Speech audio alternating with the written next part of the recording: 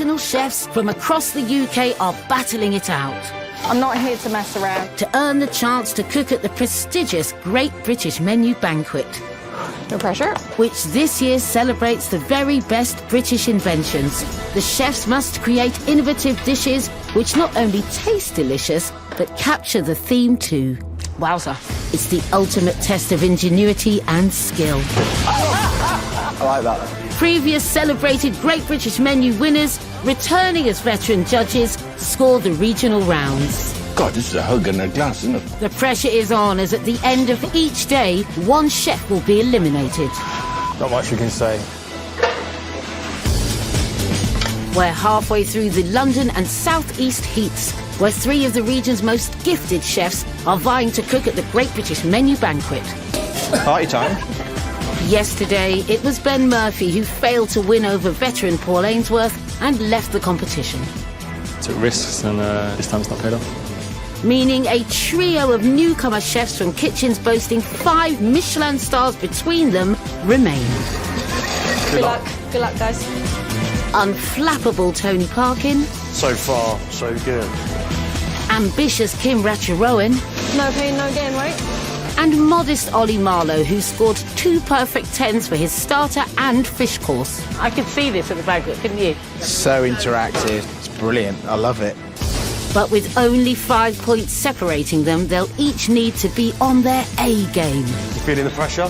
Definitely. Precision is key.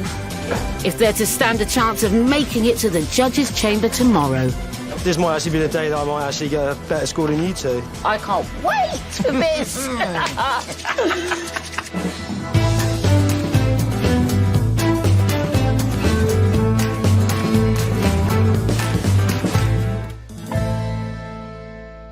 The 3 remaining chefs for London and the South East must now compete over mains and desserts.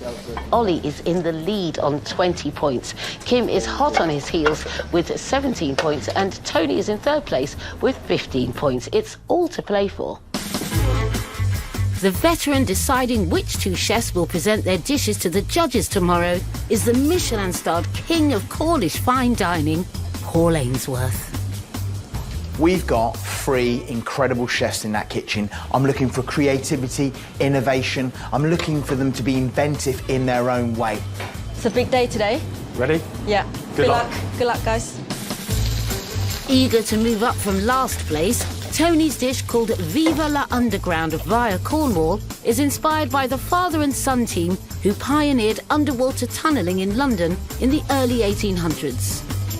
Hey Tony, how are you? Very well. You ready for main course? Indeed. So tell us the inspiration behind your dish, please. So the inspirations is in Barb Kingdom Brunel, and also his father, Mark Brunel, who designed the Thames Tunnel, which was the first underwater tunnel in the world. Wow. His father is French. Right. So this is like a homage to classical French dish, duck à l'orange, Yeah. using Cornish duck, because a large percentage of the workers were Cornish. Oh, Hey, that's why it's so good. So the ducks will be steamed beforehand, Yeah. and then I literally blast chill it. Yeah. And just render it really, really slowly, try and get as much fat out as I can. Yeah. Nice And then crispy crisping up the skin, and then Lovely. hopefully nice and pink. Nice way of cooking the duck. For me, this dish is mainly about the duck and a really luxurious sauce. So, 2 yeah, I'm of my excited. favourite things. Wow. Are you going for a dark sauce? It's like a very light Madeira sauce. Yeah. But then Yeah. finished off with some green peppercorns. Yeah. And then just refreshed with a little bit of orange juice. So it's kind of citrusy, but then also fragrant. How are you going to do the celery? I'm just going to do a really smooth, creamy puree. Yeah. I just want to bring a bit of richness into it because I think it needs a bit of indulgence. And the beetroots? The golden beetroot's going to be steamed. Yeah. And then put directly on charcoal. And then the red beetroots, they're going to be pickled in a pine vinegar. That sounds lovely. I really hope you nail this one. It sounds So do I. wonderful. Hoping to maintain a set of perfect 10s, Ollie's pinning his hopes on a guinea fowl dish called Special Delivery, celebrating the invention of the World Wide Web by London-born Sir Tim Berners-Lee. Going through this pandemic, we've all been relying on it so much. Definitely for us last year without the internet. I'm sure there's plenty of chefs around this table that have been doing takeaways who never thought they'd be doing that. But if you put as much love and care into doing takeaways, it can still be classed as fine dining. That's an interesting thought, isn't it? Because so many people in fine dining have had to change absolutely and completely the way they think about delivering food. Tell us about the actual dish. So it's going to be a classic takeaway. I mean, I love takeaways. I'm not one of those chefs that pretend I don't eat dirty food. Love it. Some chicken, egg and chips, basically. I thought, you know, it's a banquet. Make it a bit more fancy, if you like. So guinea fowl. So I'm going to take the breast off and top it with a bone marrow and guinea fowl mousse. Gently steam it, stick together. Going to finish it pan-fried and top it off with a miso glaze and toasted yeast. Lovely. I have chips with takeaways. So a little potato nest filled with a sticky egg yolk. Your two sides going to be the miso fried wings, stuffed with mousse, some barbecue mushrooms. I'm going to have gravy with dill pickle in it. For me, the best part of a burger is the gherkin, so I put that through the sauce. You have a miso mushroom ketchup, and a garlic and chili mayonnaise. And it should feel like a takeaway, but just a fine dining version. Sounds great. Look, you got a lot to do here, haven't you, Ollie? Yeah. Good luck, Ollie. I love the sound of Ollie's main course. I think inside all of us there's a little bit of dirty takeaway, but he has a lot of little accompaniments going on. What Ollie needs to get right here is the execution and timing. It has to be spot on. The inspiration behind Kim's dish, leaning heavily on her Thai background, has a familiar subterranean ring about it. The name of the dish is Feast Under the Thames Tunnel. Inspiration is Isambard Kingdom Brunel. So it's the same tunnel that Tony was telling us about? It is the same tunnel. So Isambard had this brilliant idea of doing an event in the tunnel to draw more investment. So he did the first ever supper club. That's incredible. Yeah. So he did a feast under the Thames in this tunnel that they were still building? Yeah, everything was quite grand, you know, like silver plates, candelabras. What a great inspiration. Yeah. Tell us about the dish then, please, darling. So I'm doing a lovely roast beef sirloin. We believe that he had a roast beef under the tunnel. Looks beautiful. Beautiful. Lovely. Look at the marbling on that. And sweetbread nuggets, smoked bone marrow sticky rice. Hang on a second. Bone marrow sticky rice? Yeah. Stop it. That sounds incredible. Yeah. I've never had bone marrow sticky rice. Amazing. Back in the day, a lot of pickling going on. So I'm actually going to be doing a kohlrabi and radish sometime. But like then a little Thai salad. Quite fresh, yeah. And then I'm doing something called Pimp My Beef Sauce. Yeah. Just a, you know, a classic beef sauce. But then I finish it off with red wine vinegar. I'm going to add the herbs, some diced shallot, some chili, ground rice powder, and then also some fresh lime juice. I have to say, these main courses sound amazing, Paul. I am so excited. Each chef has got a bench full of stunning produce. And the inspirations are fantastic. Very powerful connection to the... So well thought out. I'm in for a hard job today. Yeah.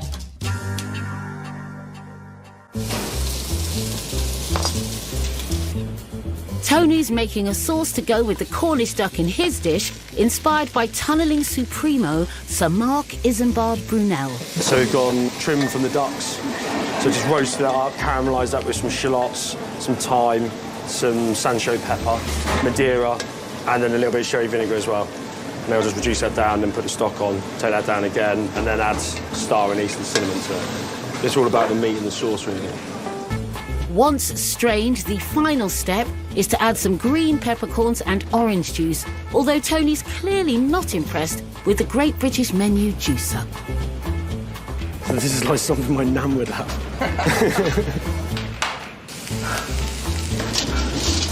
Ollie's got a lot to do for his dish, dedicated to the creation of the World Wide Web, including prepping his guinea fowl. You feeling the pressure?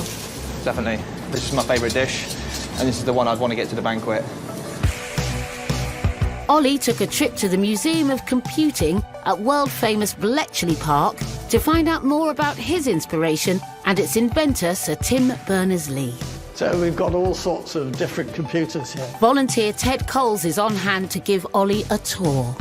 This one here is the sort of computer that Tim Berners-Lee used to develop the first web browser. Wow. He started out getting computer systems talking to each other within CERN, and then he developed this into this idea of the World Wide Web. It was unbelievable, the idea that you could communicate all over the world. And he decided that he wasn't going to try and make a personal fortune out of his invention. So you put it all into the public domain. Coming here today, it's really hit home how far the internet's come in such a short period of time. And hopefully I can get this dish to the banquet and do these guys proud.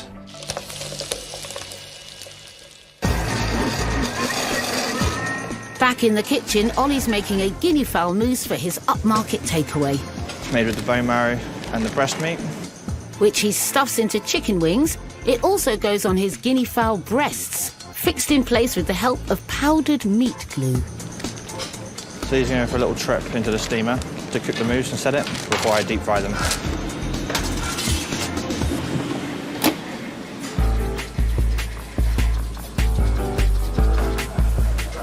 Very quiet. I think everyone's very focused.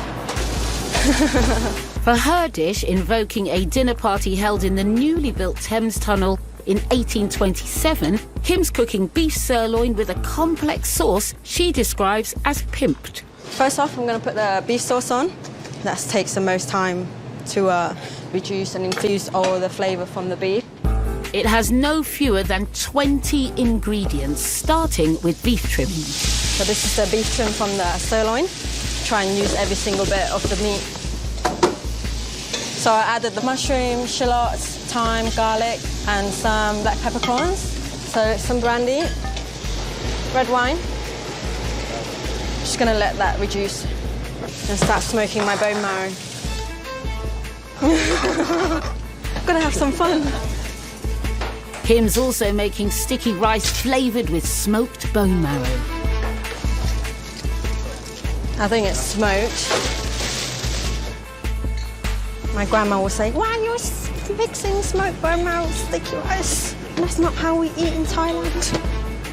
Next, she wraps the rice mix in banana leaf parcels, ready to cook on the barbecue before serving. It's quite a tricky job. I'm using the top of the banana leaf to tie that together, so I don't have to use a string or anything. It's quite organic. Eager to discover more about Isambard Kingdom Brunel's extraordinary banquet, Kim took a trip to the Brunel Museum on the site of his father's tunnel under the Thames, where she met volunteer Jill Howard. Hello, welcome. Thank you very much. It was a grand affair.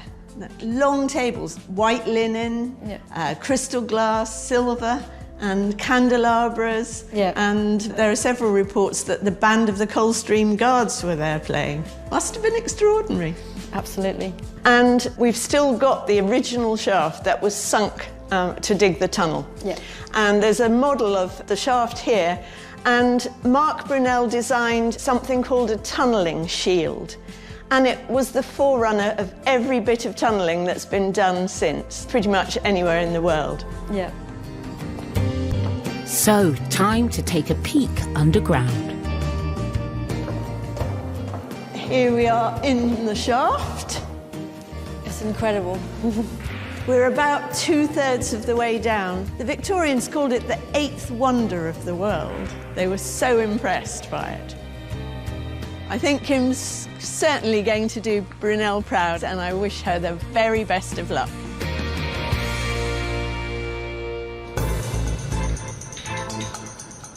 Kim, I'm going to steal your peeler for 2 minutes. Is that cool? Yeah, go for it, mate. I didn't come prepared, I'm sorry.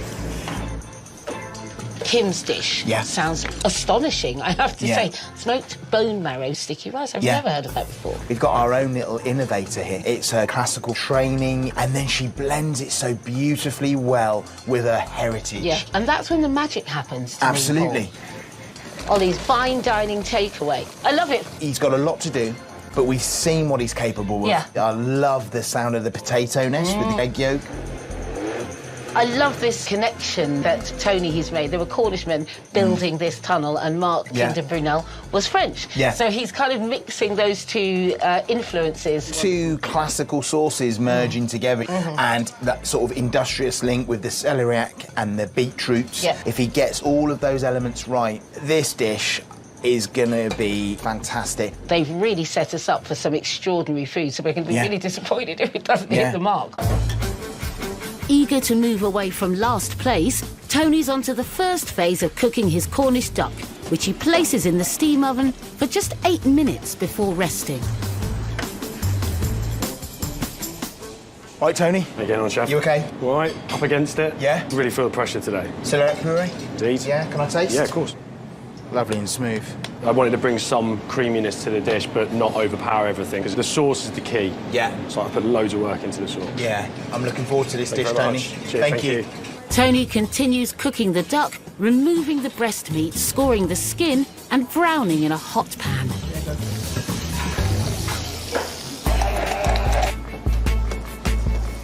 You're right there, Ollie. Running around like an absolute nutcase. Still a lot to do. Got to finish the potato nests, finishing the sauce, then I'm going to fry the wings, and then need to finish off the guinea fowl. So it's not ideal, but it'll be fine. Ollie's hoping for a third 10 with his high-end takeaway inspired by the invention of the World Wide Web, showcasing barbecued pickled maitake mushrooms. Nice looking shrooms there. Thank you. My favourite mushrooms. Yeah, same actually. Super Love meaty. them, yeah. Ollie's also making a mushroom ketchup made from a reduction of the liquor he used to pickle the mushrooms.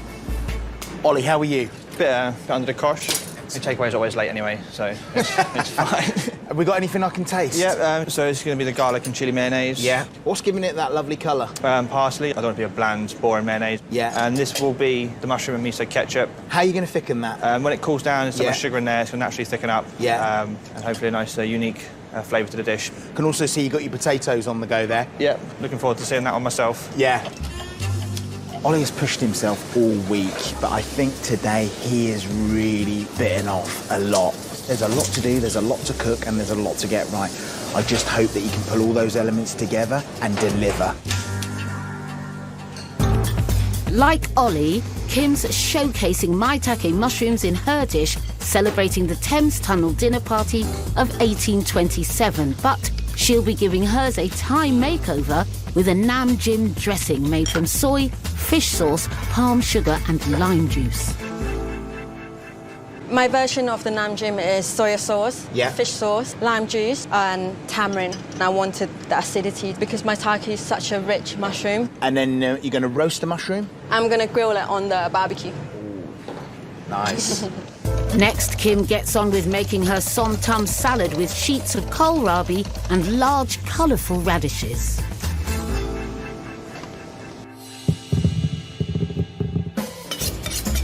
Tony's first to the pass with his dish, celebrating the building of the Thames Tunnel by French-born Sir Mark Isambard Brunel.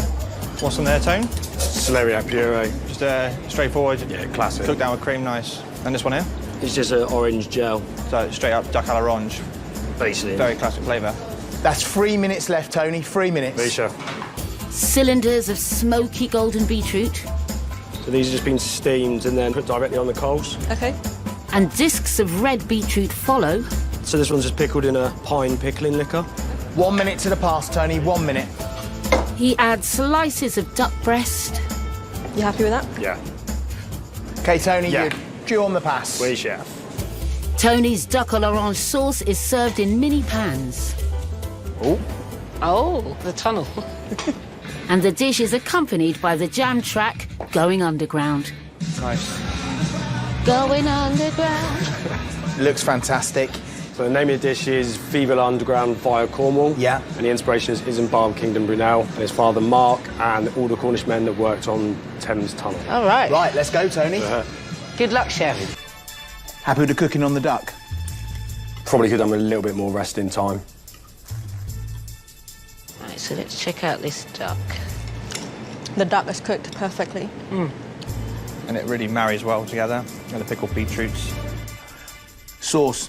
You happy with the green peppercorns in there? They doing their job? A little bit spiky, yeah, but I think because of the sweetness of when you eat everything together, I think it kind of cuts through. The peppercorns, do they work, Ollie? Yeah, it definitely gives a nice pop flavour to the dish. I mean, I definitely loved it. I've already finished mine. Tony, if you were to score this dish, what would you give yourself? Probably about a 7. Kim? This one would be a 7 for me. I think maybe instead of the celery puree, he could do maybe another texture of beetroot. I'd give it a 9. Yeah, I thought it was a really, really strong dish.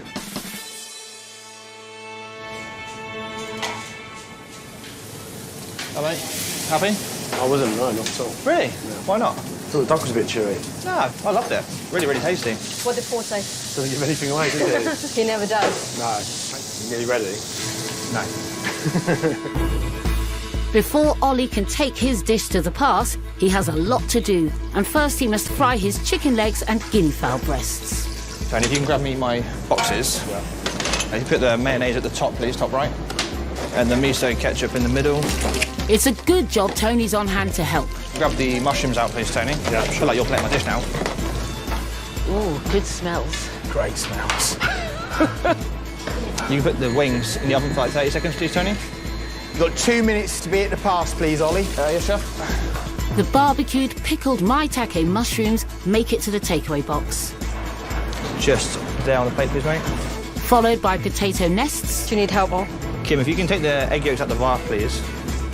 Chicken legs stuffed with guinea fowl mousse are next, and then slices of guinea fowl breast topped with mousse and roasted yeast. But time is running away. Currently 3 minutes over here, Ollie. 30 seconds, chef. Confit egg yolks and sprigs of dill add the final touch. All right, Ollie. Yep, sorry I'm late. I'll let you off. You've been early all week. Title of the dish and the inspiration, please, Ollie. This dish is called a special delivery. It's inspired by Sir Tim Berners-Lee. Look at that. Wow, Fantastic. look at that. So yeah, the idea is you scan this, so this takes you to the menu. A special delivery by a GBM contender delivered straight to your door. Oh, look at that! Right. So great. Let's go taste. Yeah. Thank you very much. Well done, mate.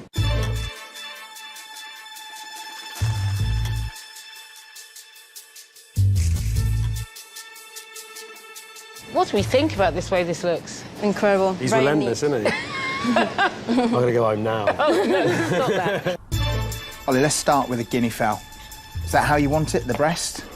Yeah, I mean, literally just cooked and the mousse is nice on the top, nicely steamed. You like that breast, Tony? Oh, the best chicken Kiev ever, isn't it? This, the miso mushroom ketchup. Happy it's doing what you want it to do?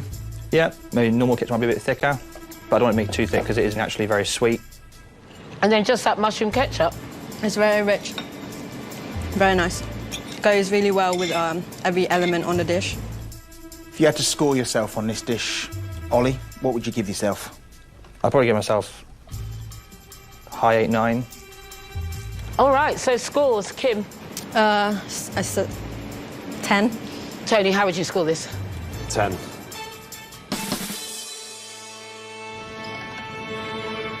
How is it? Yeah, it's all right. There's a few things I know that weren't perfect, which is really, really annoying. Like what? The sauce is a bit weak, and the wings weren't very crunchy. Oh, I loved it. It was delicious. Yeah. Kim's next, and once again, Tony is on hand to help out. Should we lay the table? Yeah, yes, please. Can you do this? Before Kim can plate, she needs to cook and rest her beef sirloin. Once I get this down in the oven, I'll think about my presentation. Tony plates the crispy sweetbreads in a tamarind glaze. Pile it up, please, Tony. Yeah, sure. Oh, look. And Kim positions the somtum salad and sprinkles with peanuts. Wow, look how beautiful that is. Stunning.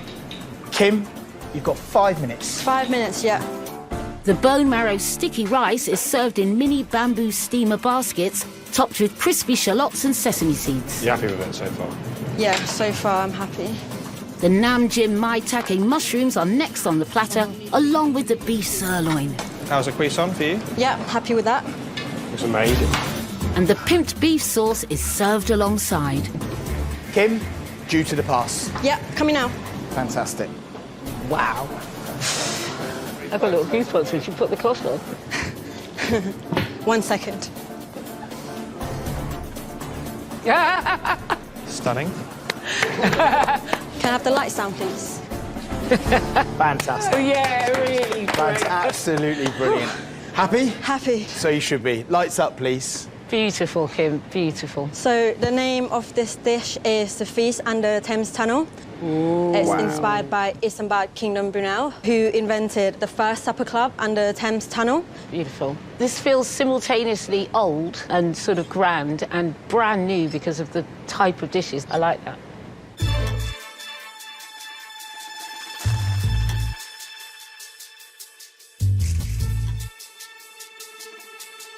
think that's stunning, don't you? Very smart. Really good. It looks amazing. Pimp my beef sauce. Is it pimped enough? It is for me in terms of, you know, the fresh herbs and the lime juice and the palm sugar that I put in there. I really like that sauce. It's sour. I think the way that she's made a classical sauce and then introduced the Thai element into it, it's full of flavour. Yeah, it's lush. The acidity from the som tam, happy? Yeah, a bit of freshness, which the dish needed. And finally, the som tam. Cuts through, brings a nice fresh element. If you were in my shoes, what score would you give you? A 9. Good. Scores, Tony? 10. Yeah, 10. OK, thank you very much, gentlemen. You guys go to the garden. Kim will come and find you. Cheers, guys. How did you find that? Yeah, it's right. I think you did a pretty good job. Oi, oi. Hello. How was that? Didn't really give anything away, really, but I was happy with it. We thought it was delicious, yeah. The sweetbreads were well addictive. It was mega. These three chefs are just so special, aren't they? They are just here to give it their all. You know, there was one dish that is absolutely phenomenal. Stunning. And the other two dishes, with a little bit of tweaking, are both banquet worthy also. What a great position to be in. Yes, but it's sad, you know, there's another person who's going to have to go home. I know. The scores so far mean Ollie is in the lead with 20, Kim is 3 points behind on 17, and Tony is trailing on 15.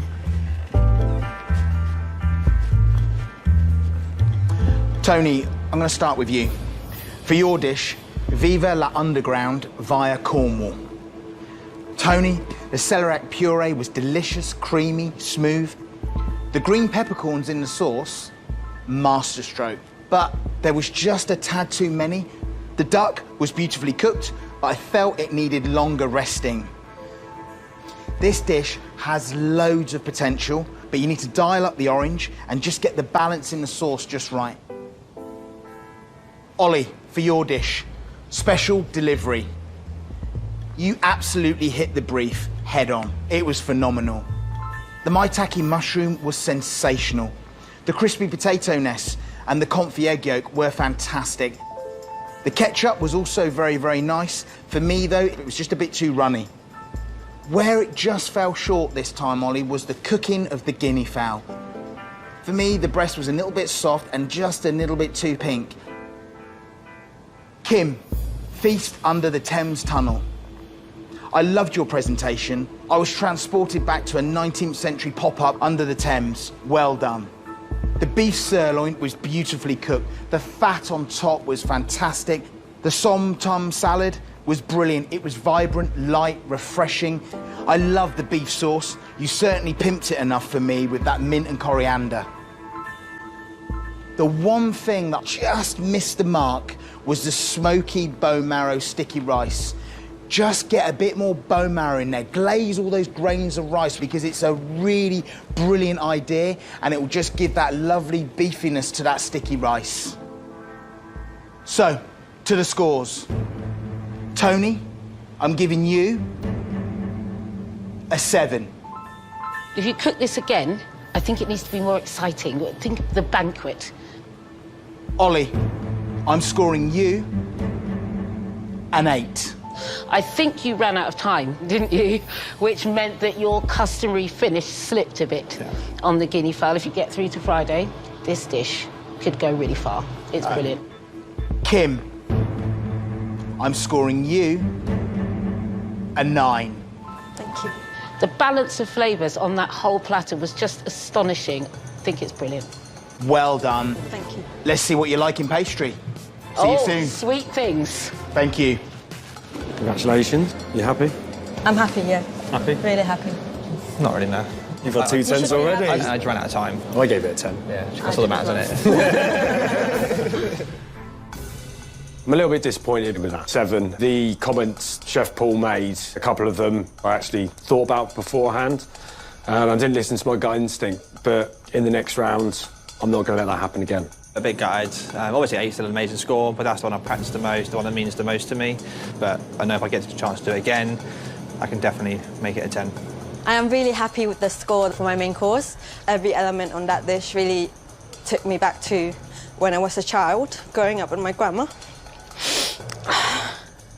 I just wish that my grandma could be here to actually see how hard I've worked.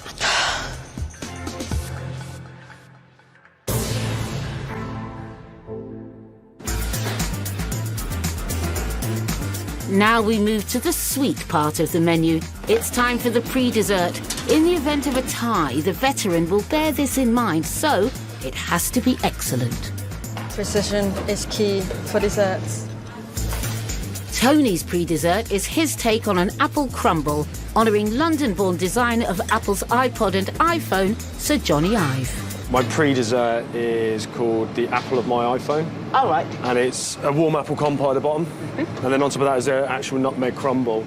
But then I'm going to make a cinnamon ice cream and nitro it, so it resembles a crumble texture. Oh, lovely. So it will melt into crumble flavours. Yum, yum, scrum. Are you good in pastry? Yeah. Not blowing my own trumpet, but yeah. You're not going to blow it now. When are you going to blow it, Tony? So cold.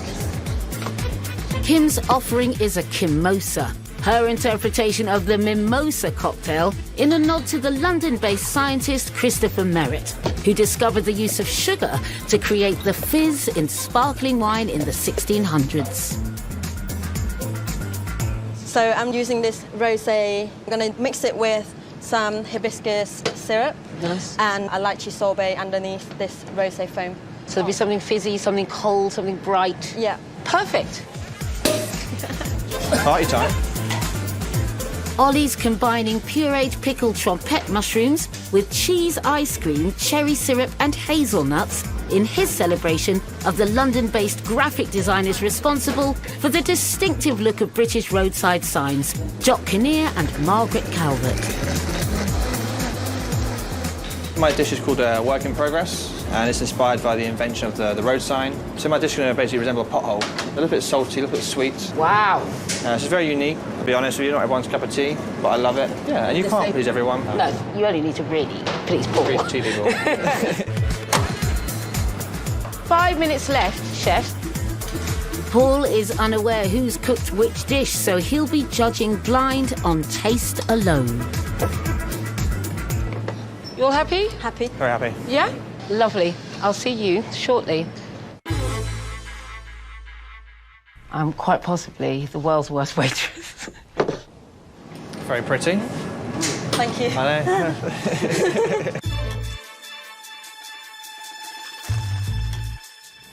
Yeah, it's lovely. Nice and refreshing. Fresh in, yeah, it's lush. I like the popping candy. It's a fun element. Heavens.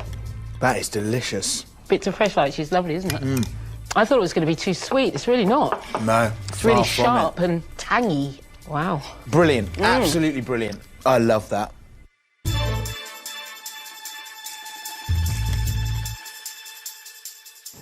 I love the hot and the cold. It's not too sweet either, is it? No, it's not. I love the acidity that the apples bring. Really nice. Yes. Is it good? That's brilliant. I love temperature contrast. I love that warm, cold, warm, cold, warm, cold thing. It's delicious. Really, really, really good. I love it. I love the cheese ice cream. Wicked. Cool, man. Thanks. Goes well with that cherry as well. Yeah, maybe more gel. More gel. Yeah. Maybe more ice cream. Oh, wowza. That is unusual. That cheese is very, very punchy. I sort of weirdly like it. It's really weird. It's clever, it's delicious and it's different, but I don't know if everyone would love it at the banquet. I think they were all successful in different ways. Definitely. That's what and you I want. definitely know who's who there. Tell me. Kim, Ollie, Tony. Correct. Which one was your favourite, do you think? My favourite was actually Kim's. Me too. Because it had a wonderful acidity. That is a real palate cleanser. So that's number one, and then what about the other two? Joint second. I love them both. I think they're brilliant. Now it's time for the dessert course. It's our three chefs' last chance to impress Paul. They're all really talented. The scores are really, really tight. I still can't call it. Kim, who's currently in second place by just 2 points, has dedicated her dish with Thai flavours to a London-born pioneer of molecular structures. The name of my dish is called It's My DNA. The inspiration is Rosalind Franklin. Yes. She was a key member of a team who discovered the structure of DNA. Right. But it's my DNA, so basically it's me on a plate. It's inspired from a traditional Thai dessert, which is sticky rice and mango. Oh, I love that. So I'm going to make a mango and toasted coconut parfait. Also some lime gel, fresh mango, and then some fresh herbs on top. Beautiful. What are your main concerns? Getting the parfait set, really. Well, I hope it really works out for you, honestly. Thank you. Good luck, Kim. Thank you very All much. Kim's dessert hinges on the setting of those parfaits, so she has to really be on her A game, because if those parfaits don't set, then it's over for Kim. With no time to waste, Kim gets on with her mango and coconut parfaits, whisking egg yolks until pale and carefully adding sugar syrup. Next, it's time to prep the flavourings. Gonna warm up this puree so I can put the gelatin in, melt the gelatin, and then pop it in the parfait. Kim adds to the egg yolks and sugar. Always pass this because then you don't get any lumps of gelatin. Then, with the mixers busy, Kim rolls up her sleeves for a cream whisking marathon. No pain, no gain, right? Oh, I'll do a double. Once done, I really need to get this in the bachelor. she folds into her parfait mixes, pipes into moulds, and scatters with toasted genmai, a Japanese brown rice, before rushing into the freezer.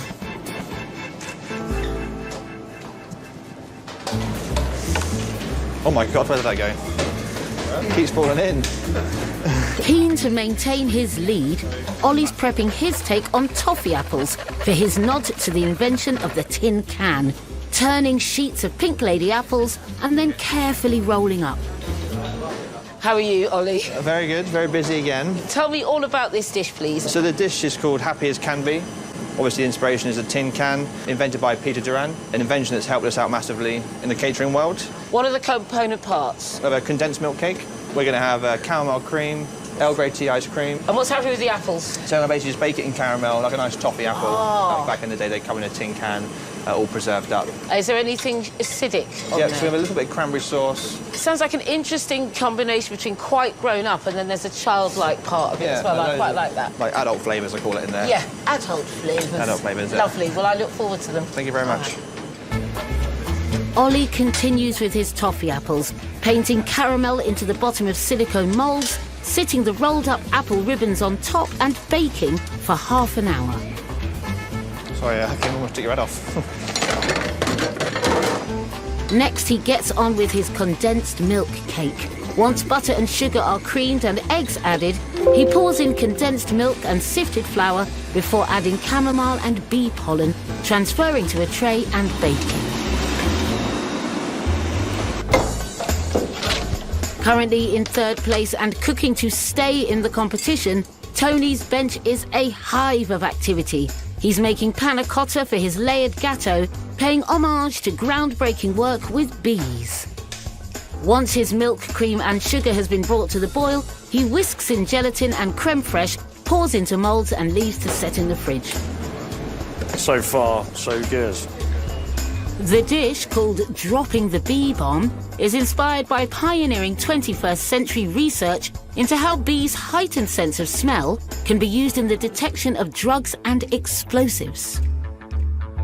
Like bomb detector bees? Yeah. What an incredible innovation. Yeah, I thought it was quite cool. So, tell me how this is going to work on the plate. It's a gâteau of creme fraiche panna cotta stroke mousse. Lovely. A honey and dulce de leche sponge, and then some popping candy. And Right. then I'll spray that in white chocolate. And on top of that is just a thin crisp with dehydrated honey. And then on the side is a yoghurt sorbet. And then I'm just going to drizzle it with a bit of honey from the estate where I work. It sounds beautiful, Tony. I literally can't wait to try it. What are you most worried about? Beating these two. Now that I've buzzed off, Tony makes the cake, creaming butter and sugar with dulce de leche caramel before adding eggs, flour and baking powder, then transferring to the oven. Listening to all three dishes, Tony's is my favourite. He has the makings of an absolutely phenomenal dish. Yeah. I'm really interested in the creme fraiche panna cotta against that honey. I think that's so clever because the balance will be so light. Brilliant. Yeah. Absolutely brilliant. He's only a few points behind. Of course, and if he pulls all those elements off, he could be going through. Kim's sticky rice mango and coconut, that is a classic Thai dessert. And of course, in true Kim fashion, she's reinventing it. I am really excited about Kim's dessert. If she doesn't have any freezing issues, we are going to be like... absolutely wowed by it. Yeah. Ollie, true to form, there's a lot of really interesting flavours going on. I love condensed milk. It's a real childhood delight of mine. What we don't want for it to be very kind of dense and sickly, you know. But then he's very cleverly added a cranberry gel. Yeah. Which is going to just sharpen all of that up. For me right now, it is close. Oh my God, I can't wait for this. Are you happy with that, Ollie? Yeah, I think it's quite nice. Yeah? I think it's delicious anyway. Good. Just 2 points behind leader Ollie for her dish dedicated to a doyen of DNA discovery. Kim's finishing a lime gel to go with her mango and coconut parfaits. Just the lime gel that I set earlier. Earlier, she combined lime juice and stock syrup and set them with agar-agar, so now she can blitz into a smooth gel. How's it going, Kim? Good, chef. Yeah? How's those parfaits? They're in the blasher now. I'm going to check in about 5 minutes to see if they're actually set. So far, so good? So far, so good. Just going to pass my lime gel. It's the Can I have a taste? element. Yeah, of course. Obviously, it's dessert, so it still needs to be sweet. But then I have this lime gel to, make sure the flavour's actually balanced. And the mango sauce, ready on that? Yeah, this is ready as well. The Have a taste? ready to go. Yeah, I think it's a well-balanced dessert, sweetness and then also the freshness from the lime gel. For his dish, celebrating the invention of the tin can, Ollie's toffee apples are out of the oven. You know what? That's going to the bin. He coats them with a sweet and sour dressing created using verjuice, a highly acidic juice made from unripe grapes. He also puts the final touches to a tart cranberry gel, blitzing until smooth. I am so intrigued by this dish. It's a real range of different ingredients, different flavours. Yeah, I just love the sophisticated flavours of the Earl Grey, the caramel. Yeah, can I have a look at the apples as well? Because they look fantastic. So, the toffee apples. And the verjus? So I've basically just put a little bit on top of the apples to glaze it up. Yeah. The toffee apple element. It is a very sweet dish, so you do need things like the verjus, the cranberry to balance it. Looks fantastic. You look in control as ever, Ollie. So, I look forward to tasting. Thanks, Chef. Take care. Good luck. Just come back from Ollie's station. The elements seem to be outstanding. So my only question now for Ollie is, how is he going to get those flavours, though, all into a small tin and let them shine? For his dessert, celebrating groundbreaking research with bees, Tony's making a honey crisp, sifting dehydrated honey onto a silicone mat and then baking for 5 minutes before leaving to cool. Making some honey crisps, making them look all dramatic. I'm excited about this one. This might actually be the day that I might actually get a better score than you two. He assembles the layers of his gâteau, honey cake topped with dulce de leche placed on creme fraiche panna cotta, then sprinkled with popping candy. I'll just finish it off with the rest of the panna cotta. Anything I can taste? Yep, I've got honey twill. That's just dehydrated honey. Yeah. So that will sit on top. Yogurt sorbet? Yeah. So it's more lactic in acidity rather than being really sweet. And how's the the panna cotta mousse? So that's another bit of sweetness. So that's why everything else is kind of more in the savoury direction. Yeah. But it should hopefully all come together. Brilliant. All right. Thank you, Tony. Thanks a lot, Chef. Good luck. Cheers. Thank you. Tony's got a lot riding on this. He really needs to claw back some points, and I really believe he can do it with this course. His elements are tasting great, but it's all going to be down to that honey and white chocolate and creme fraiche cake he has going on. So, time for the cake to take centre stage, and once firmed up, Tony can encase it, spraying it with a coating of white chocolate and cocoa butter. Happy days, buddy. Kim is first to the pass, and only now will she know if her parfait has set. Very happy, yeah. Definitely set. She dots lime gel onto the plate, places the parfait on top and adds more lime gel. Next up, spheres of macerated mango. What's that, just macerated in lime? Lime and a bit of salt. Kim, you got 5 minutes to the Yeah, pass. chef. How long do you need? I'll take the whole 5. Kim adds toasted coconut shavings and decorates with coriander and lemon balm cress. You got a sweet tooth, Kim?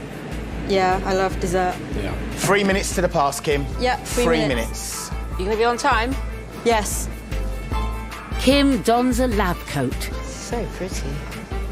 and pairs her dishes with a double helix of DNA holding test tubes of mango sauce. The title is It's My DNA, and my inspiration is Rosalind Franklin. She was a key member of the research team who discovered the DNA structure. Looks absolutely sensational. The colours are incredible. Lovely. Can't wait to taste this.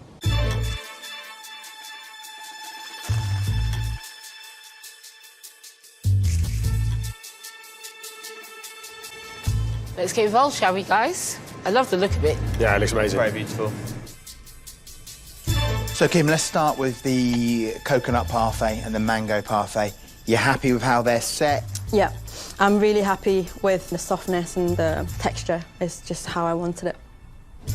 Texture of the parfaits. Perfect. Yeah, bang on. And the gem, are you happy with the texture that's bringing and the flavour? It needed the texture and also that sort of like rice flavour. I love that little crunchy toasted rice in there. It's absolutely delicious, isn't it? It's a flavour I've never actually had. It's like the nuttiness that comes through as well, isn't it? Let's have a score, shall we? Tony, what do you think? We go 9. Exactly the same 9. Kim, what would you score yourself? I'll give myself a 9.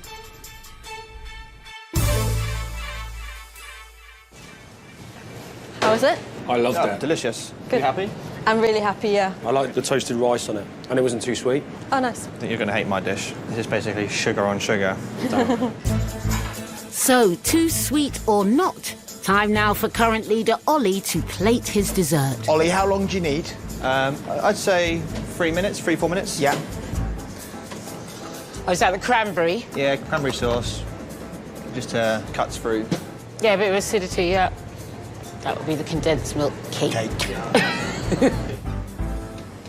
Yeah, so they're just laid up in a tin. Every element by itself is going to be probably too sweet, and you want to eat it all together. So I wanted to make sure it's all stacked up. The toffee apples are next. Is that a caramel sauce there? Yeah, like a Verjus caramel sauce, yeah. Followed by chamomile cream, dotted with more cranberry gel and apple marigold leaves. I like marigold, yeah. Before Earl Grey ice cream is placed on top. Wow. So the name of the dish is Happy as Can Be, inspired by the invention of the tin can by Peter Duran. Brilliant craftsmanship. Well done, Ollie. One of his more simple looking dishes. OK, right, let's go taste. Good luck, chef.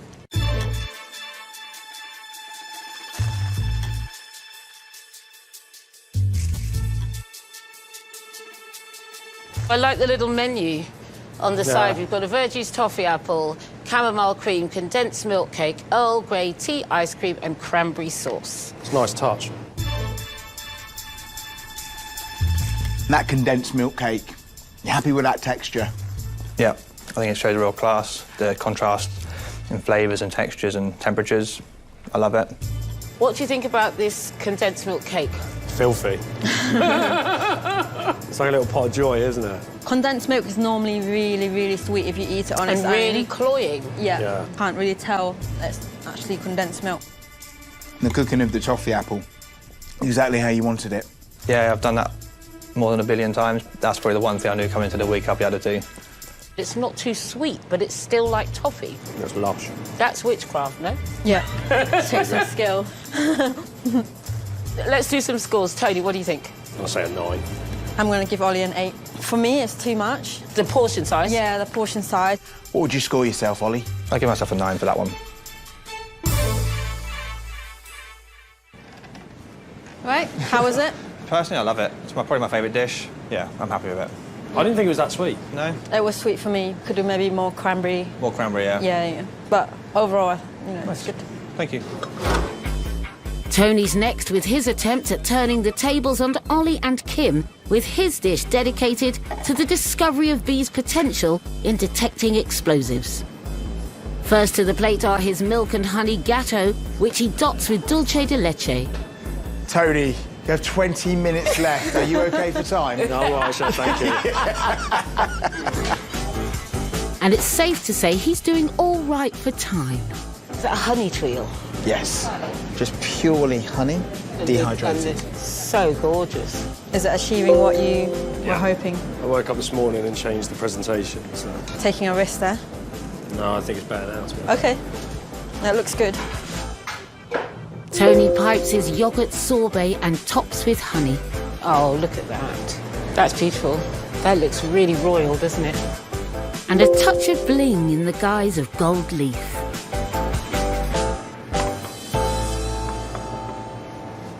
Wow, absolutely stunning. The title of the dish is dropping the bee bomb. I kind of want to spontaneously break out into applause. That is so beautiful, Tony. Right, let's go taste. Good luck, chef. Thank you.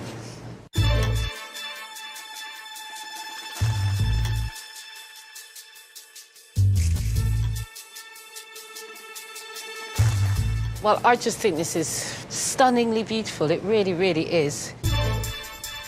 Are you happy with the honey cake, texturally? Yeah, it's kind of like almost like a dense chew on it, and then that's when you have the dolce just on top of it. It's kind of almost like a toffee cake. What do you think about the honey cake? Amazing texture, so light, so refreshing. Yeah. I like how the yogurt sorbet goes really well with this gatto as well. Those honey crisps, they're exactly as you wanted them? Yeah, exactly. They're really thin, so with every mouthful you're getting some of that texture through it, rather than it all just being really soft. There's popping candy in there as well. There's popping candy in there as well, isn't there? Yeah. It's like absolutely wonderful. Popping. What would you give yourself? Modest 8. I'd give it a 10. Definitely. Same, I'll give him a 10. It's flavour bomb. A flavour bomb.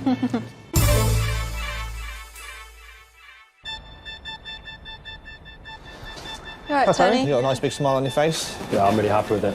Yeah, I thought it was amazing. Yeah. Nice to finish the week on a high. Yeah, massive high. Yeah. So one of us is going home after this. Yep. It'll be good to cook tomorrow for the judges, but if I know that I've lost to you guys, I don't feel too bad then. Those 3 dishes were absolutely stunning. Let's start with Kim. The texture of the parfait. It's like so everything you silken. want from the ultimate ice cream. Yeah, I loved it. And then you've got Ollie's warm, comforting apple. Toffee apple. This amazing condensed milk cake. What a craftsman. And Tony's dessert was elegance Just personified beautiful. for me. It blew me away. Yeah. So big scores, yes? Big scores. Following the first 3 scored courses, Ollie's on 28, Kim on 26 and Tony on 22.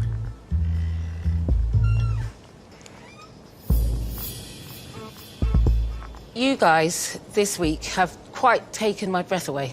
Rarely do we see such culinary intelligence, extraordinary talent, creativity and focus in one chef, let alone 3. So thank you to all of you. Kim, I'm going to start with you. For your dish, it's my DNA. Visually, and the way you celebrated your inspiration was outstanding. The balance on the dish between the coconut and the mango, the acidity from the lime, and the savouriness in the genmai was exceptional. The genmai, for me, was a masterstroke. The perfect ice cream. I just didn't want that dish to end. Ollie, for your dish, happy as can be. The contrast of temperature was absolutely sublime. The warm condensed milk cake and the warm toffee apple against the cool chamomile cream was just stunning. The acidity came through from the verjus and there was a bitterness from the cranberry gel. It all worked brilliantly. It was delicious.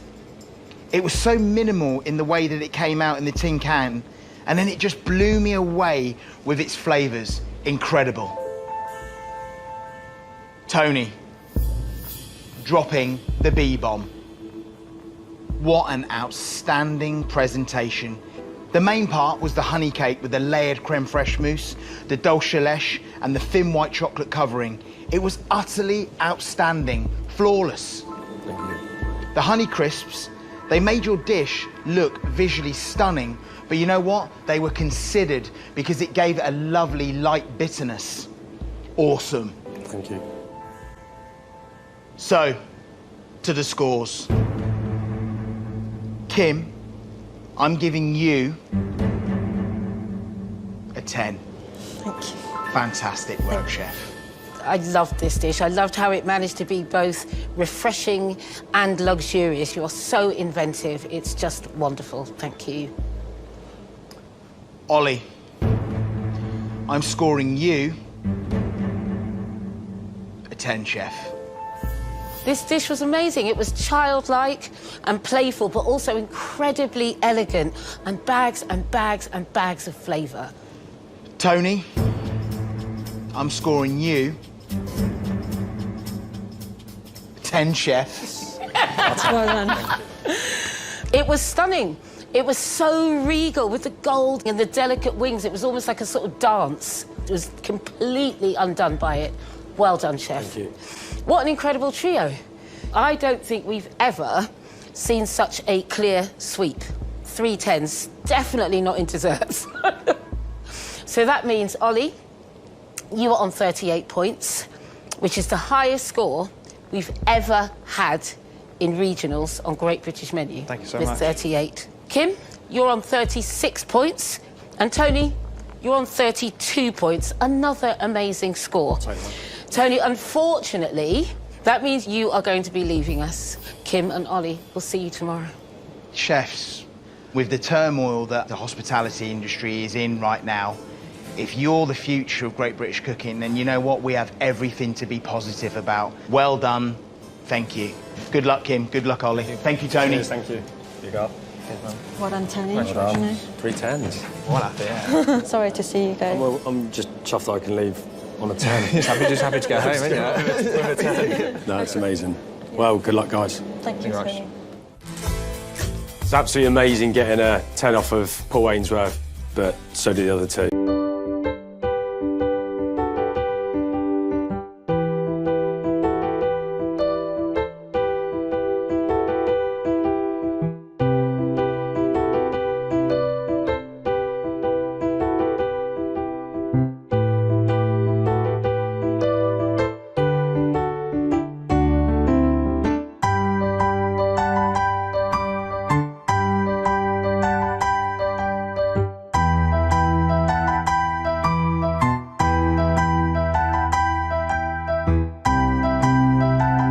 So, unfortunately, I'm going home, but I'm going home on a massive high.